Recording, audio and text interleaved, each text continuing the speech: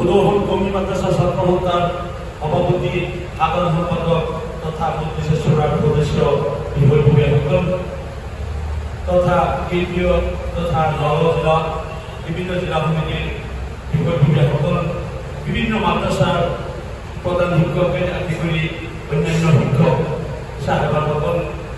স্থানীয় মুৰব্বীসকল তথা স্থানীয় শিক্ষিত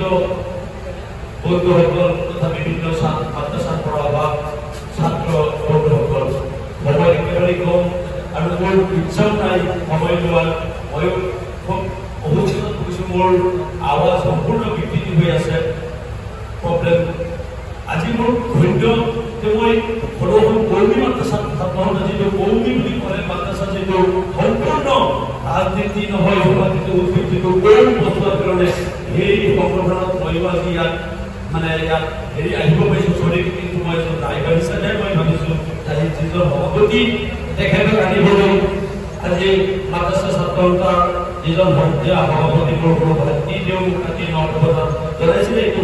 বক্তব্যৰ মোৰ কোনো ইয়াৰ বিষয়ে জ্ঞান নাই তথাপি আজি গধূলি আনিবলৈ মই আজি ইয়াত সুবিধা পাইছোঁ গতিকে মই ধন্যবাদ দিছোঁ অৱশ্যে মই আলিম নহয় এজন আলিমৰ সন্তান হিচাপে বা এটা পৰিৱেশত থাকি সৰুৰ পৰা কৌমিগত অলপ চিন্তাধাৰা মনত আছে কাৰণে মই যদিও ইয়াতে এৰাবিকত কৰিছোঁ হয়তো এৰাবিকত বিশেষ জ্ঞান নাথাকিলেও সাধাৰণ জ্ঞান অলপ আছে এই হিচাপে মই কলেজত 20 বছৰ শিক্ষকতা কৰিছোঁ আৰু বিভিন্ন ধৰ্মীয় প্ৰতিষ্ঠান অনুষ্ঠানৰ লগত জড়িত আছোঁ তাত্বিক আৰু জমিয়তুল উলামায়ে নগাঁও সমিতিৰ মই বৰ্তমান সম্পাদক হিচাপে আছোঁ আৰু 20 বছৰৰ পৰা সদস্য হৈ আছিলোঁ আৰু নগাঁও জিলা বিন্দাৰী বৰ্ডৰ দ্বিতীয় সম্পাদক হিচাপে আছোঁ নগাঁও জিলা ইছলামী মহাসভাৰ সাধাৰণ সম্পাদক হিচাপেও মই অলপদিন আছিলোঁ বিভিন্ন অনুষ্ঠানত আছোঁ কিন্তু আজি এইটো থাকি মোৰ সঁচাই গৌৰৱ পাইছে যে এইটো মূল নীতি অথচ মোৰ আগত মৌলানা ৰাইহান হিচাপে কৈ কৈছে আমাৰ সংগঠনৰ যে জমিয়তুল উলামায়ে যিটো আমাৰ আকামীসকলে দি গৈছে কিন্তু আমি পাহৰি গৈছোঁ সঁচাই পাহৰি গৈছোঁ মই জমিয়ত এজন কৰ্মী হিচাপে লগত হৈলে কেতিয়াবা লাগে আৰু ইমান ডাঙৰ যিটো সংগঠনৰ কি হ'ল ঝাণ্ডা হ'ল হুজুৰ সাল্লাল্লাহু আলাইহি ওয়াসাল্লামৰ মক্কা বিজয় ঝাণ্ডা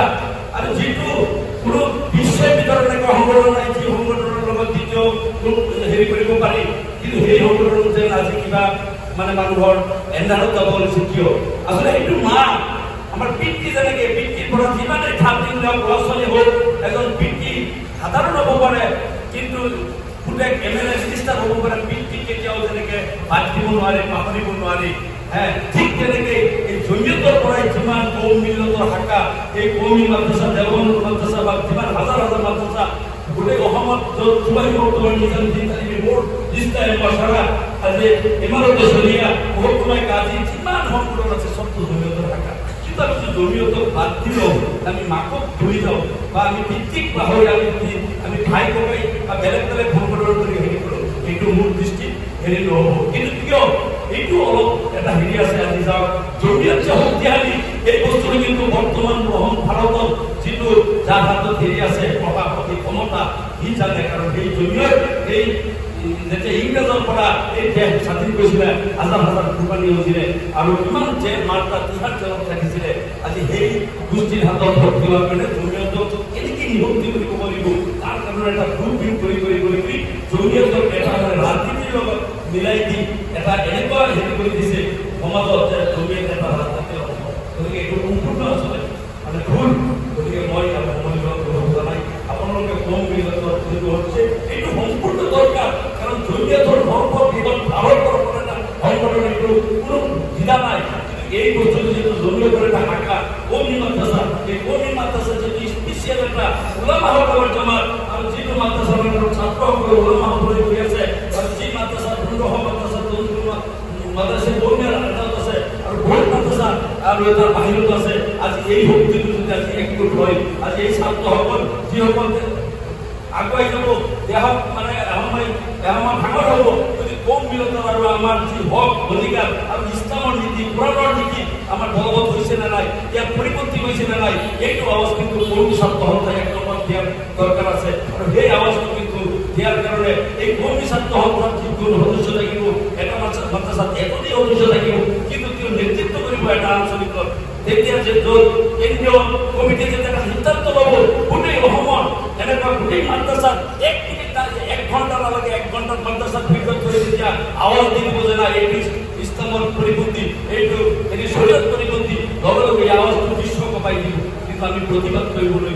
নাজানো আজি যিটো কেইদিন আগত হেৰি হৈছে আমাৰ ৰংপুৰৰ বিল হৈছে কিমান ডাঙৰ হেৰি ক্ষতি হৈছে এই বিলৰ কৃষ্ণ চলিছে আমাৰ কোনো মাপ পাতিবলৈ যেন পাহৰ নাই আজি যেতিয়া বিল পাছ হৈছে তেতিয়াহে আমাৰ যেন গাত চলি গৈছে কিন্তু এই বিল উত্থাপনৰ লগে লগে আমাৰ যদি কৌমি মাদ্ৰাসাসকলৰ আজি সংগঠন মজবুত থাকিলে সকলোৱে বুজি হয় প্ৰত্যেক নিজৰ নিজৰ মাদ্ৰাসাৰ ভেটি যিটো আল্লাহ প্ৰদত্ত সম্পত্তি সেই সম্পত্তি কিয় হৈছে নহয় এইটো আল্লাহ প্ৰদত্ত সম্পত্তি এই সম্পত্তি কোনোদিন এনেকুৱা হাতত মানে নিয়োগ যাব নালাগে যিটো লগে লগে আৱাজ দিলে সেই আৱাজ কোনোদিন শুনাব কিন্তু আমি যদি 2-4জনে কিবা কৰিব যাওঁ সেইটো প্ৰমাণ বাধা দিব যে আৱাজটো যাতে বন্ধ কৰি দিব কিন্তু গোটেই যদি সন্তান দৰে যেতিয়া কৰা হয় একেলগে গোটেই মাদ্ৰাসা তেতিয়া কিন্তু এই আৱাজ কিন্তু কপাই দিব ভাৰতৰ কপাই দিব বিশ্ব কপাই দিব তাই যদি নাই এইটো গতিকে এনেকুৱা বহুত দৰকাৰ আছে এই সংগঠনবিলাক কিন্তু আমি আচলতে এই আগত কৈ গৈছে আমাৰ কেনেবাকৈ সংগঠনবিলাক নষ্ট কৰাৰ কাৰণে ৰাজনীতিৰ লগত অনাকাংক্ষিতবিলাক মিলাই দি পিছত আমাক মানে বিস্মৃতি কৰি দিয়ে মই ভাবোঁ এই যিটো যাতে নহয় আৰু সংগঠনত যিসকল থাকিব ৰাজনীতি কৰা মানুহ থাকিব মই ইউডিএফ কৰিম কোনোবাই কংগ্ৰেছ কৰিব কোনোবাই বিজেপিৰ সমৰ্থন কৰিব কোনোবাই অন্য এইটো বেয়া নহয় কিন্তু আমি ঐক্যবদ্ধভাৱে সংগঠনৰ কাম যেতিয়া কৰিম মছজিদৰ ইমাম এজন কংগ্ৰেছ থাকিব পাৰে ইউডিএফ থাকিব পাৰে বিজেপি থাকিব পাৰে যদি মুছলিম বাবদে ইউডিএফ পাম বা এইটো মই নকৰোঁ তেতিয়া এই মছজিদ নচলিব মাদ্ৰাসাৰ জনা তেতিয়া শিক্ষক প্ৰদান নচলিব গতিকে মই ভাবোঁ এইটো সম্পূৰ্ণভাৱে কৌমি মাদ্ৰাসা অসমৰ ভিতৰত কৌমি মাদ্ৰাসা আজি জিলাত ভাবিছোঁ চব মাদ্ৰাসাবিলাক গতিকে যেতিয়া আগুৱাই যাব আৰু জমিয়তটো মজবুত হ'ব আৰু জমিয়তৰ যেতিয়া কাৰ্যকাৰীবিলাক আমাৰ মাদ্ৰাসা ছাত্ৰসকলে বুজি পাব তেতিয়া সিহঁতৰ হৃদয় মানে ইমানেই যান বাহনত মানে হেৰি আহিব যেতিয়া মতৰ কাৰণে ভয় নকৰিব আমি সত্য কথা কম সত্যত থাকি আমি লাগিলে হেৰি হওক চৰিত্ৰ হেৰি নহ'ব এই তেতিয়াও বা জমিয়তে কোনোদিন বেলেগৰ ওপৰত ক্ষতিৰ কাৰণে কোনোদিন আৱাজ নিদিব নিজৰ হেৰি অধিকাৰ প্ৰাপ্য আৰু নিজৰ শৰীৰত ইমান আকাই ইছলাম এইবিলাক ৰক্ষাৰ কাৰণে সেই আমাৰ সংগঠনবিলাকে নিশ্চয় গতিকে মই হেৰি কৰিছোঁ মোৰ নিজকে কিন্তু কৃতজ্ঞ কৰি হেৰি কৰিছোঁ শক্তিয়া লাগিছে আল্লাহৰ ওচৰত আল্লাহ তালাই আজি অন্তত এই সংগঠনৰ লগত মোকো ইয়াত জড়িত কৰাৰ কাৰণে আৰু ইয়াৰ আলোচনা হোৱাৰ কাৰণে মোক সুযোগ দিছে আল্লাহ তালা মোৰ ছোৱালী কৰিছোঁ ক্ষমা কৰিব আৰু আপোনালোকক দুখ নধৰিব মোক মোৰ কাৰণে দোৱা কৰিব যাতে মই মোৰ জীৱনৰ এক দিনলৈ গৈ প্ৰত্যেকটা সংগঠনৰ লগত থাকি মোৰ যিটো পৰামৰ্শ বা মোৰ যিটো মানে হেৰি যাতে কৰি যাব পাৰোঁ তাৰ কাৰণে ভগৱানৰ দোৱা মাগি মই মোৰ বক্তব্য শেষ কৰিলোঁ সদা হাফিজ সদৌ অসম কৌমি মাদ্ৰাসা চালু